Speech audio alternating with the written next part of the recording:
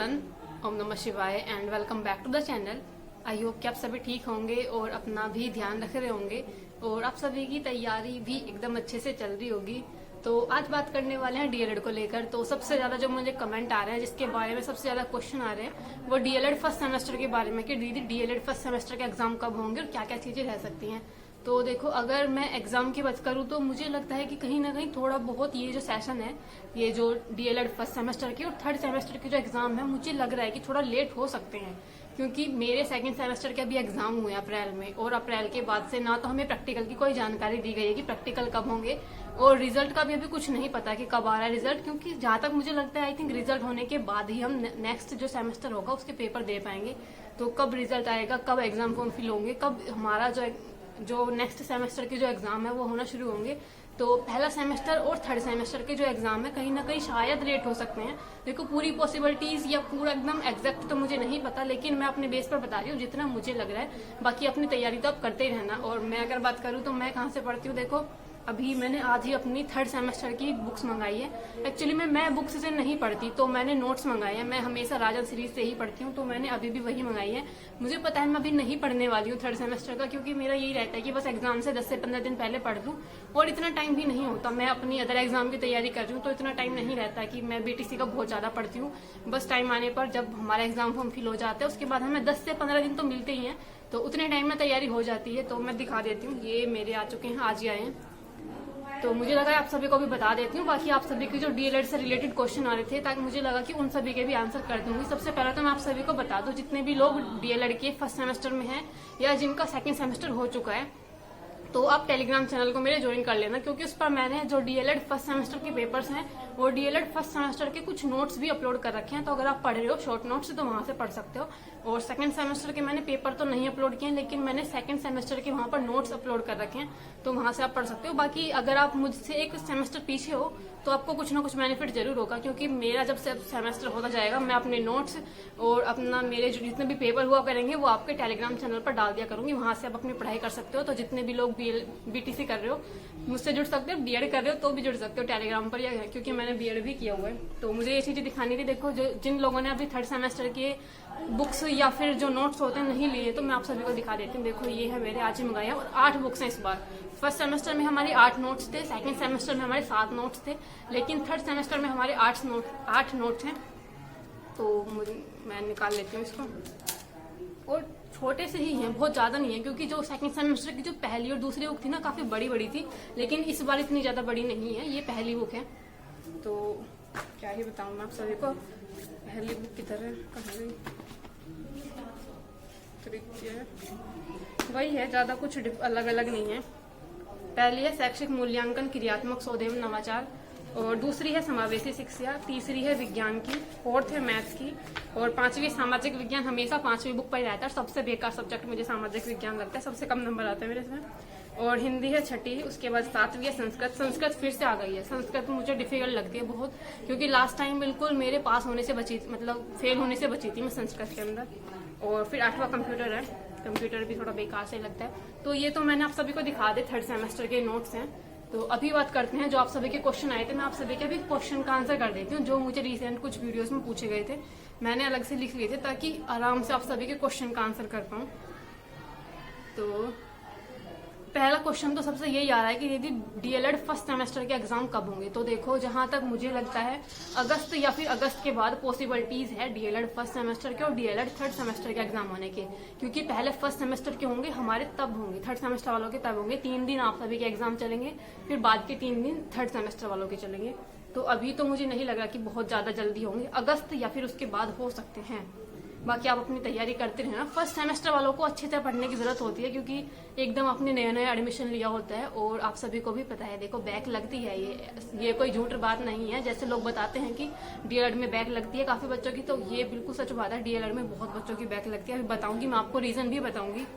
तो देखो, दूसरा क्वेश्चन यही था आप सभी का कि क्या डीएलएड के बच्चे बहुत ज्यादा फेल होते हैं, क्या डीएलएड में बच्चे मतलब बहुत ज्यादा फेल होते हैं। तो हाँ, ये बिल्कुल सही बात है कि डीएलएड में बच्चे काफी फेल होते हैं। देखो, जब हमने 10th की थी, हमने 12th की, उसके बाद ग्रेजुएशन की, सब में आप सभी ने देखा होगा कि क्या क्राइटेरिया रहता है। 100 नंबर में से आपको 33 नंबर लाने हैं पास होने के लिए, यानी कि आपको 33% नंबर लाने हैं पास होने के लिए। ऐसे ही 10वीं में होता है, ऐसे ही 12वीं में होता है और ऐसे ही ग्रेजुएशन में होता है। लेकिन डीएलएड में क्या होता है, अगर 50 नंबर का पेपर है तो आपको 25 नंबर लाने हैं, 25 के करीब लाने हैं, और 25 का पेपर होता है आई थिंक 13 लाने होते हैं शायद, तो ऐसा रहता है। दो अब आप देखोगे, अगर 50 में से 25 नंबर लाने यानी कि 50% आपको नंबर लाने तब पास होगे।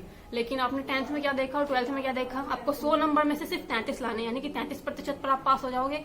लेकिन डीएलएड में 50% पर आप पास होते हो, 50%, इसलिए ज्यादा बच्चे फेल हो जाते हैं। तो ये चीजें भी ध्यान रखनी है। और कहीं ना कहीं थोड़ा सा लैंग्वेज, आपका लिखने का तरीका, ये सब चीजें भी मैटर करती हैं, क्योंकि टीचिंग का एग्जाम है, आप सभी को पता है। तो टीचिंग में आपको उसी तरह से लिखना है कि आप बच्चों को समझा रहे हो, एकदम क्लियर राइटिंग होनी चाहिए, लिखने में कोई मिस्टेक ना हो, इस तरह की चीजें भी ध्यान रखनी पड़ती है। तो 2 क्वेश्चन मैंने आप सभी के बता दिए। 3rd क्वेश्चन था आप सभी का कि बुक्स या सीरीज डीएलएड में किस चीज से हमें पढ़ना चाहिए। तो देखो, अगर बुक्स आप लेते हो ना, तो बुक्स मुझे नहीं पता कि कैसी होती होंगी, वैसे मैंने कभी ली नहीं है। मेरे अभी तक मैं 3rd सेमेस्टर में आ चुकी हूँ, मैंने कभी भी बुक्स नहीं ली। मुझे लगता है अगर आप बुक्स लेते हो महंगी आएंगी। दूसरा, अब इतना टाइम नहीं होता किसी के पास कि इतनी बड़ी बड़ी बुक्स पढ़े, क्योंकि मैंने देखा है बीएड के टाइम पर भी एक ही सब्जेक्ट की बुक इतनी बड़ी होती है, अगर आप वहीं नोट्स पढ़ोगे तो नोट्स इतने से होते हैं। तो इसलिए नोट्स पढ़ने में ज्यादा बेनिफिट है, क्योंकि मैंने राजन सीरीज से पढ़ा है, कोई क्वेश्चन नहीं आता बाहर से, सब नोट्स में से आपके मिल जाता है। अगर आप नोट्स को बहुत अच्छे से पढ़ लो तो सब क्वेश्चन उसमें से ही मिल जाते हैं। सिर्फ सामाजिक विज्ञान एक ऐसा सब्जेक्ट होता है जिसमें 1-2 क्वेश्चन रह सकता है कि जो आपका पढ़ा हुआ ना है, क्योंकि सामाजिक विज्ञान में कभी कभी ये लोग क्या करते हैं, कुछ करंट अफेयर टाइप के क्वेश्चन पूछ लेते हैं कि अभी हाल ही में कौन हमारे निर्वाचन आयुक्त नियुक्त हुए हैं। इस टाइप के क्वेश्चन भी सामाजिक विज्ञान में आ जाते हैं। तो इसलिए हो सकता है कि सामाजिक विज्ञान के आपको सारे क्वेश्चन ना मिले, लेकिन बाकी सभी सब्जेक्ट के सीरीज में से मिल जाते हैं। और सीरीज में से मुझे लगता है आपकी कम पैसों में अच्छी तैयारी हो जाती है। बुक्स में आप पैसे भी ज्यादा वेस्ट करोगे, इतना टाइम भी नहीं है इतना सारा पढ़ने का, तो इतना ये चीजें मुझे बेटर लगती है। और लोगों के क्वेश्चन ये रहते हैं कि दीदी ऑनलाइन पढ़ें, ऑनलाइन बहुत सारे टीचर्स आजकल ऑनलाइन जो पढ़ा रहे हैं, या फिर ऑफलाइन पढ़ना बेटर है। तो मुझे तो ऑफलाइन पढ़ना बेटर लग रहा है। मैंने बीएड बार बार मुंह से निकल जाता है क्योंकि मैंने बीएड की हुई है ना। तो डीएलएड यानी कि बीटीसी में मुझे बिल्कुल भी नहीं लगता कि ऑनलाइन हमें पढ़ने की जरूरत है। ऑफलाइन अगर हम सीरीज पढ़ लेते हैं 15 से 20 दिन पहले भी, तो आराम से हो जाता है।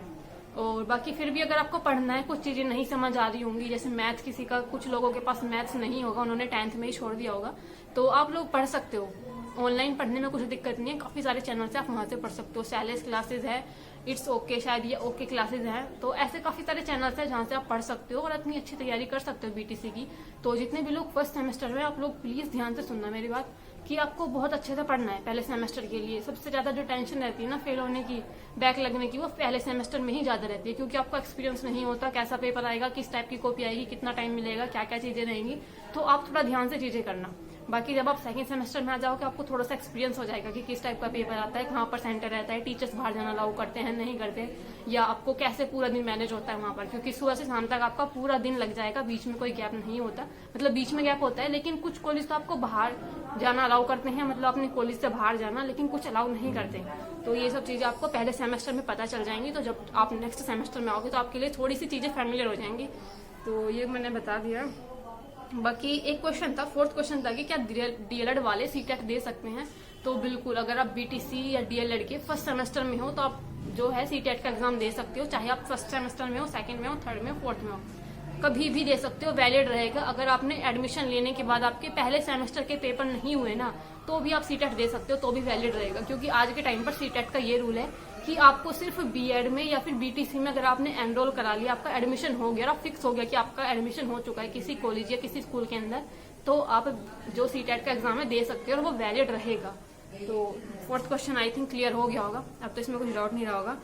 5th क्वेश्चन था कि प्रैक्टिकल में क्या क्या होता है। तो ये तो बहुत बड़ा क्वेश्चन है कि प्रैक्टिकल में क्या क्या होता है। ज्यादा मैं थोड़ा मोटा सा आपको बता देती हूँ। जितने आपके सब्जेक्ट होंगे उतनी फाइल्स बनेंगी, और उन फाइल्स से रिलेटेड या उन्हीं सभी सब्जेक्ट से रिलेटेड जो भी बाहर से आपके एग्जामिनर आते हैं, जो मैं कहूँगा जो लोग प्रैक्टिकल लेने के लिए आते हैं, वो आपसे कुछ क्वेश्चंस करते हैं, बाकी बस उसी बेस पर आप सभी को नंबर दे दिए जाते हैं।